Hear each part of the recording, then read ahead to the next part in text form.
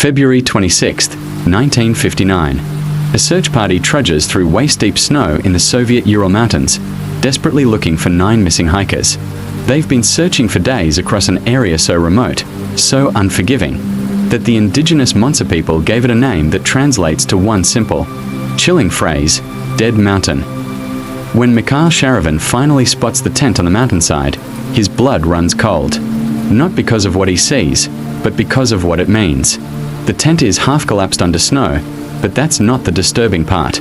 It's been slashed open, from the inside, and leading away from it, down the frozen slope into the killing cold of a Russian winter night, are 9 sets of footprints.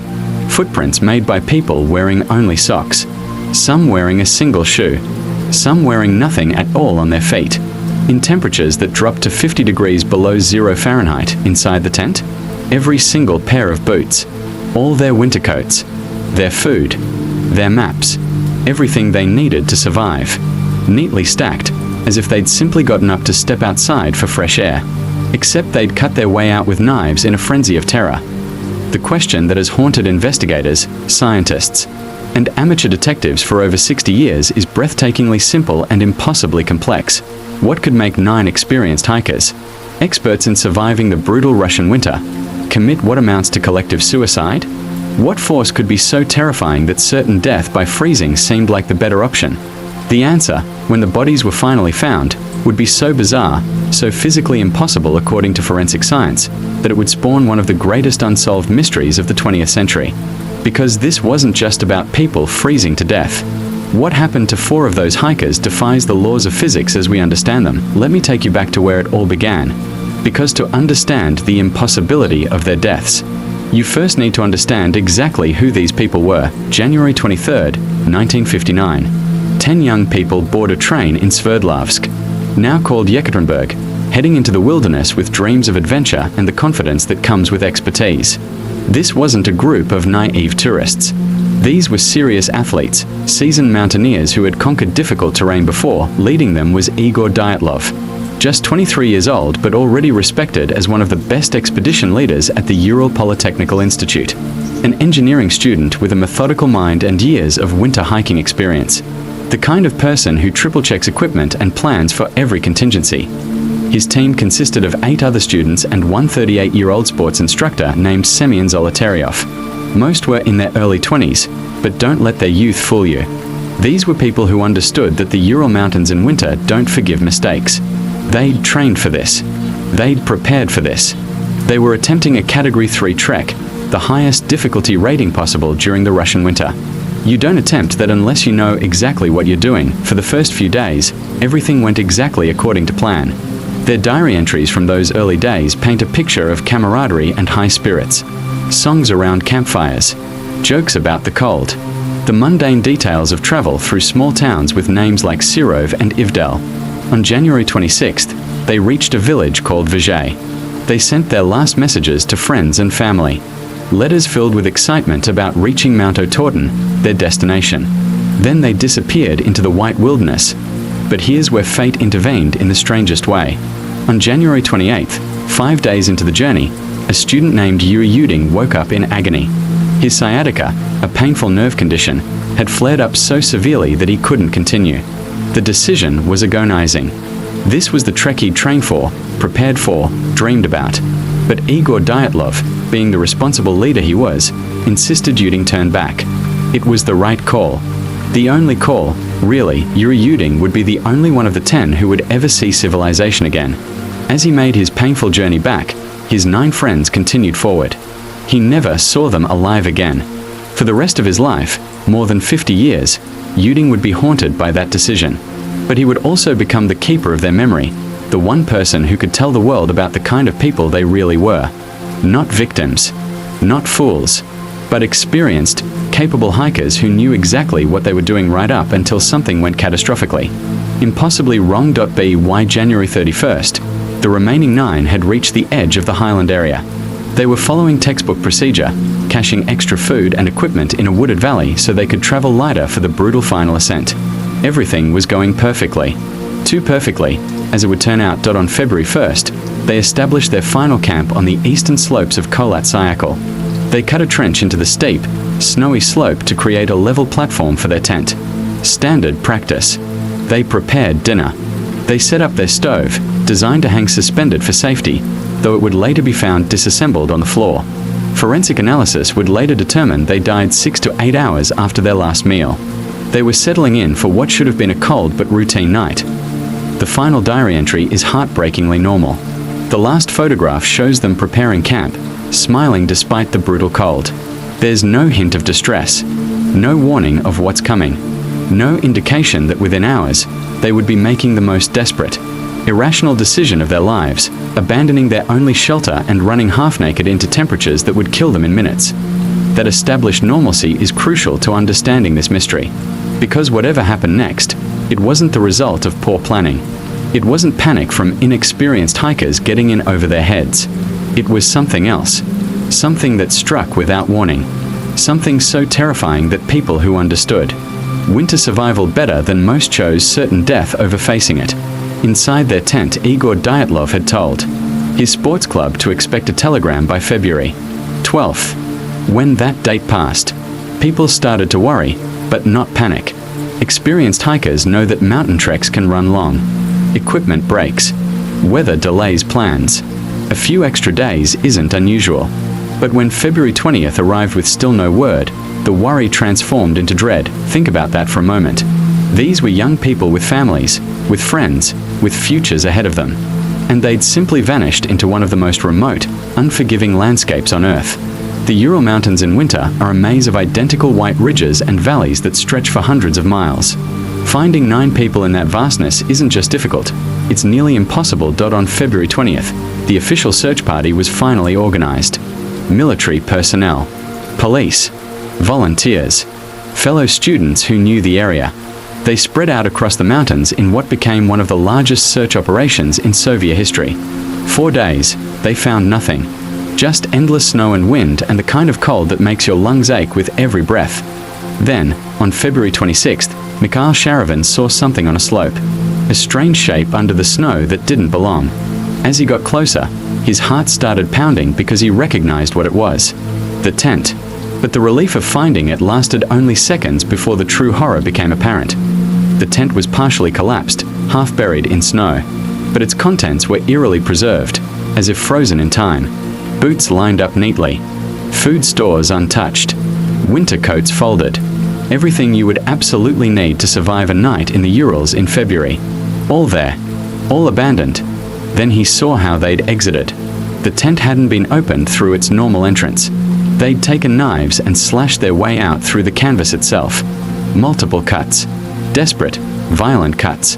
The kind of cuts you make when seconds matter more than anything else in the world. When staying inside even one more moment is unthinkable. But it was the footprints that truly defied comprehension. 9 sets of them, perfectly preserved in the snow by the extreme cold, leading down the slope toward the tree line about 1,600 feet away. And here's the detail that still makes investigators' skin crawl. These were the footprints of people in socks, in a single shoe, in bare feet, in temperatures that would give you frostbite in minutes and kill you in less than an hour. Now, this is where the story gets its first strange contradiction. Because while the exit from the tent was clearly panicked and chaotic, the footprints themselves told a different story. They were arranged in a single file line, not scattered, not random, a single file line, as if whoever was leading them, probably Dyatlov, had organized them even in their terror. Walking single file in deep snow means the person in front breaks the path, making it easier for everyone behind them. It's a rational survival strategy. It conserves energy. It provides shelter from the wind, so even as they fled in terror, even as they abandoned everything that could save them, they maintained enough presence of mind for organized retreat. That detail has haunted investigators because it raises an uncomfortable question. If they were organized enough to walk in formation, why weren't they organized enough to grab their boots? To take even a single coat? The only conclusion is that whatever made them leave the tent had to be dealt with immediately. Not in 30 seconds. Not in 10 seconds. Right now. Get out or die trying. And whatever it was, it must have been inside the tent or about to be inside the tent, because they cut their way out rather than use the entrance over the next few weeks. Search parties scoured the area, following those footprints down the slope. And slowly, horribly, they started finding bodies. The first two victims were found at the base of a large cedar tree at the forest's edge, about 1,600 feet from the tent.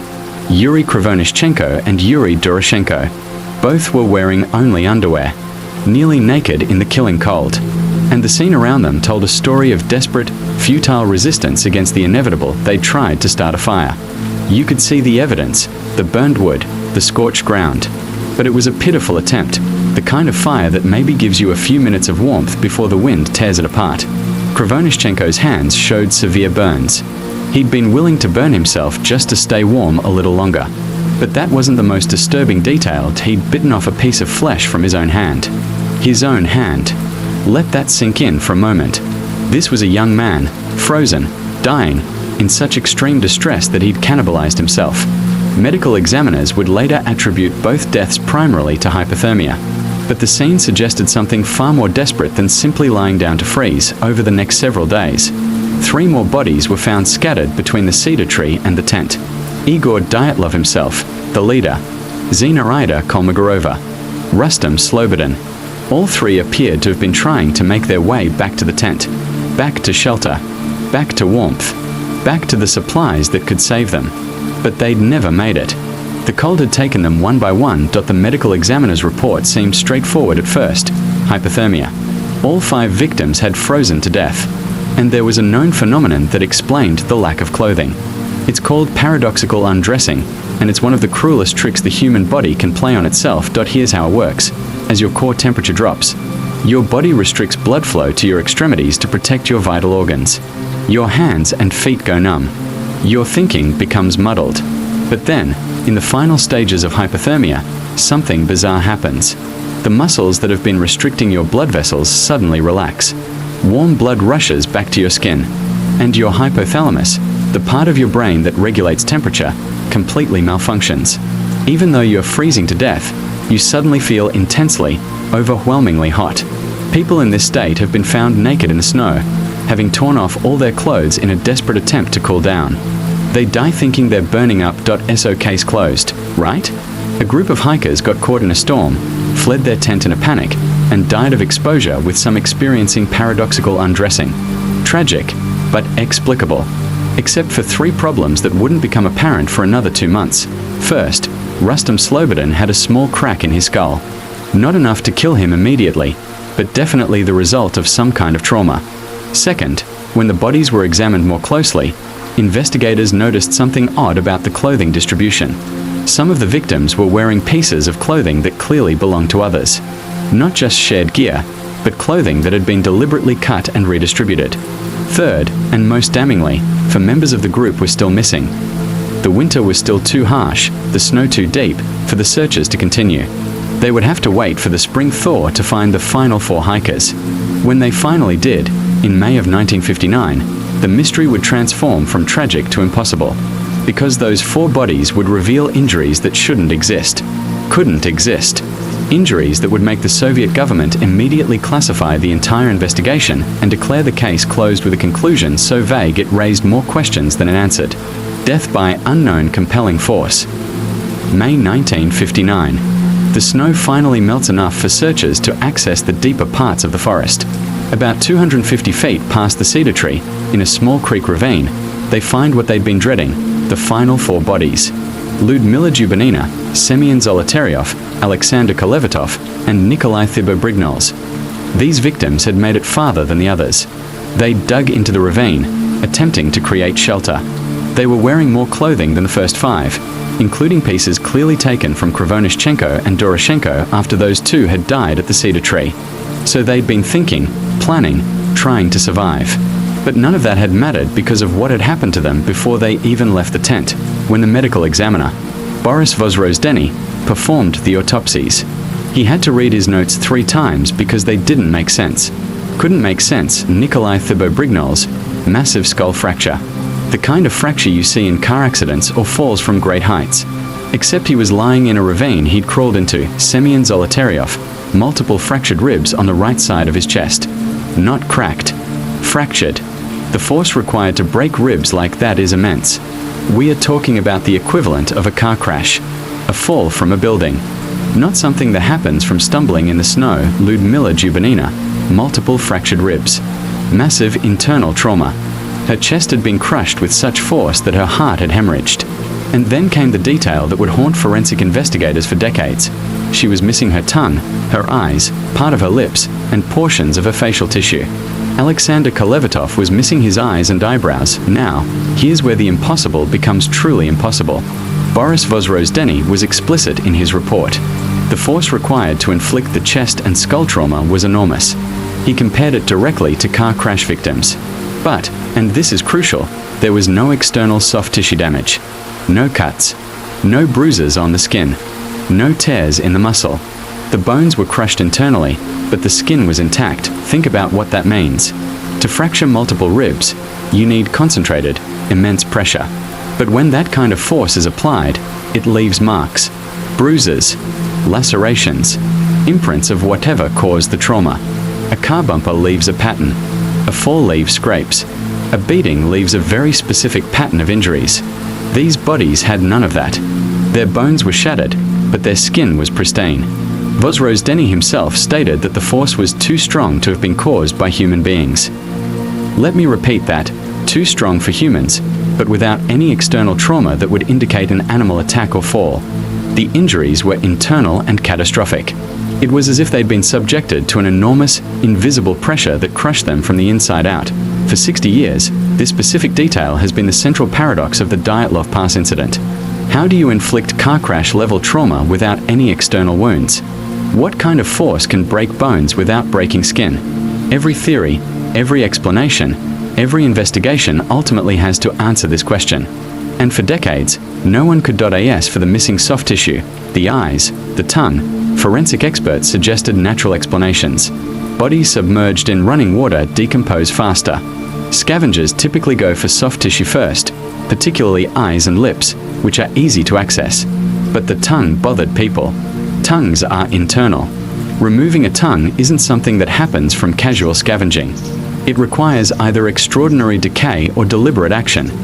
The psychological impact of these findings cannot be overstated.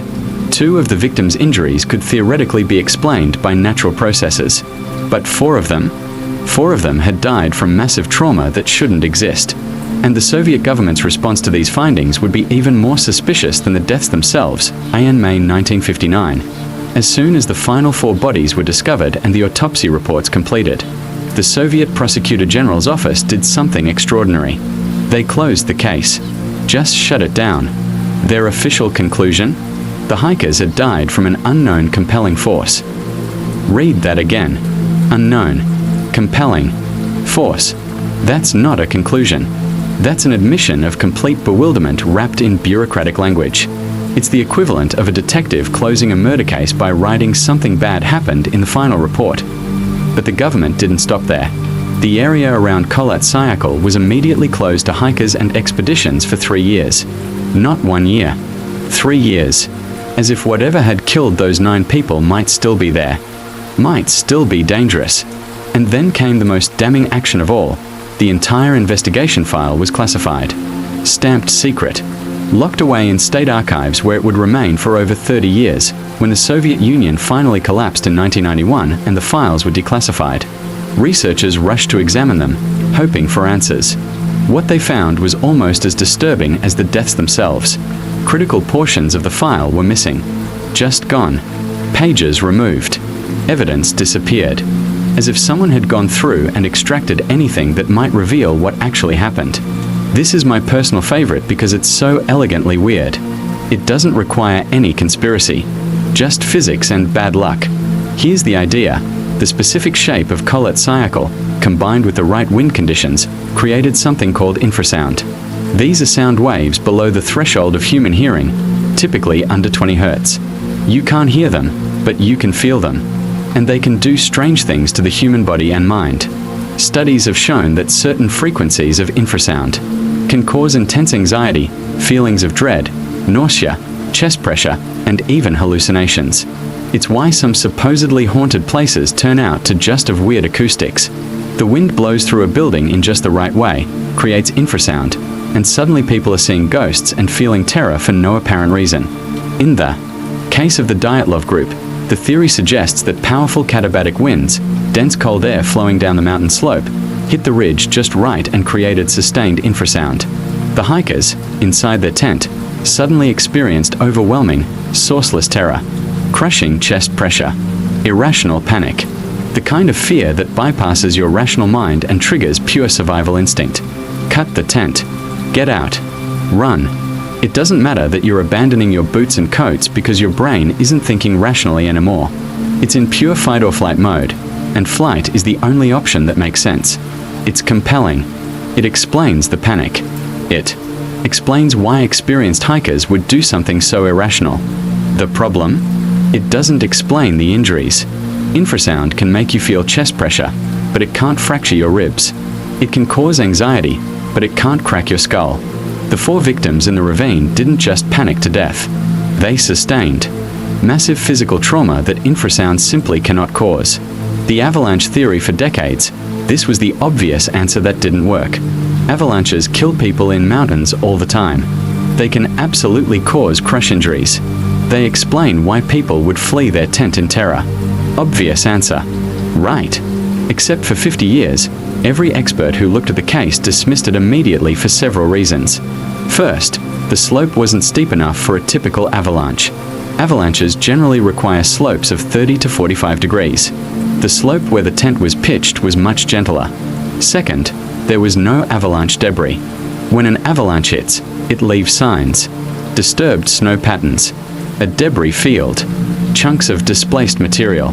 The tent was just covered in a relatively even layer of snow, not buried under tons of churned up avalanche debris. But in 2020, something changed. Swiss researchers, using modern computer modeling and physics simulations, revisited the case with fresh eyes. And they proposed something very specific that nobody had considered before: a slab avalanche. A slab avalanche is different from a typical avalanche. It's not thousands of tons of snow sliding down a mountain. It's a dense layer of snow, a slab, that becomes unstable and suddenly drops. And here's the key detail that makes this theory work. The Dyatlov group created the conditions for it themselves.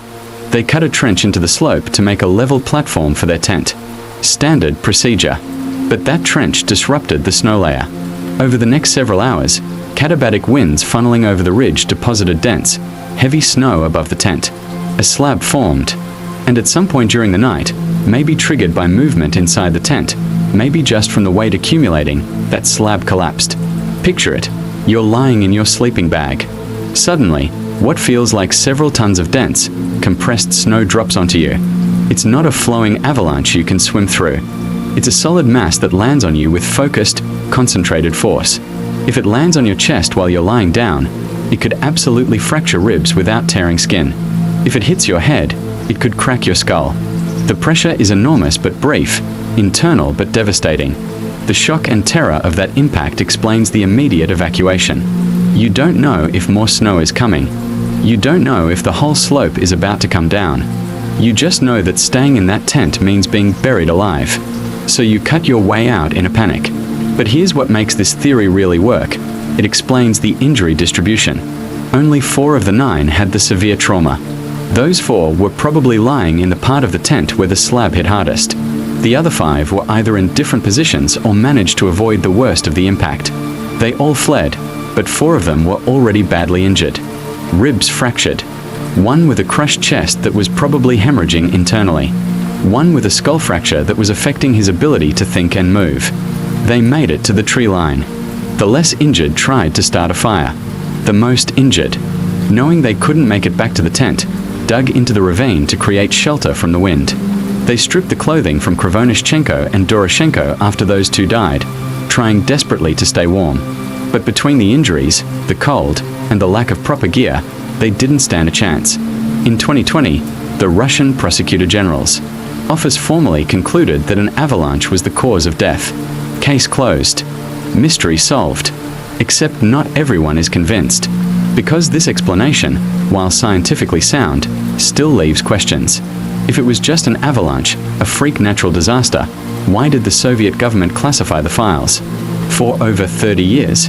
Natural disasters are tragic, but they're not state secrets. What was in those missing pages? What did they remove and why? What about the radiation? Even trace amounts suggest exposure to something unusual. Where did it come from? The researchers who propose the avalanche theory don't address this at all. And then there's the timeline. Some of the clothing distribution suggests rational thought and planning. They weren't just experiencing paradoxical undressing. They were deliberately sharing resources, cutting fabric to distribute, organizing their survival attempt. If they were that rational, that capable of planning, why didn't they go back to the tent? Even with injuries, even in pain, the tent was only 1,600 feet away. It contained everything they needed. Why did no one make a serious attempt to retrieve even basic supplies? The final question is the most haunting. Yuri Yudin, the sole survivor, spent more than 50 years visiting their graves, giving interviews, trying to make sense of what happened to his friends. He died in 2013, never fully accepting any explanation. He knew these people. He knew their capabilities. He knew they wouldn't panic without reason. And he spent his life unable to answer the question that defines this mystery.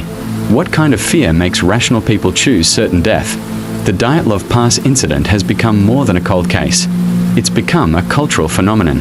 Books, documentaries, movies, podcasts, endless online debates. Everyone has a theory. Everyone thinks they've found the missing piece that explains everything. But the truth is, we may never know exactly what happened on Dead Mountain. What we do know is this: 9 experienced hikers died in circumstances that seemed impossible. Their deaths revealed a perfect storm of factors: brutal cold, potential natural disaster, possible government testing, physical trauma that defied explanation, and human psychology under extreme stress that created a mystery so complex it's resisted solution for over 60 years. The scientific explanation of the slab avalanche is probably correct. It explains the physical evidence better than any other theory. But the government's behavior, the missing files, the radiation, and the decades of silence suggest there might be more to the story. Maybe the avalanche happened. And maybe something else happened too. Something the Soviet government decided should stay secret. Kholat Syakhl, Dead Mountain, earned its name long before 1959. But after 9 young people died there in the most bizarre circumstances imaginable, it became something more than just a name. It became a reminder that even in our modern, scientific world, there are still things we don't fully understand. Still places where nature and human ambition intersect in ways that defy explanation. And sometimes, the most terrifying mysteries aren't the ones we can't solve. They're the ones where we might never be completely sure we've found the truth.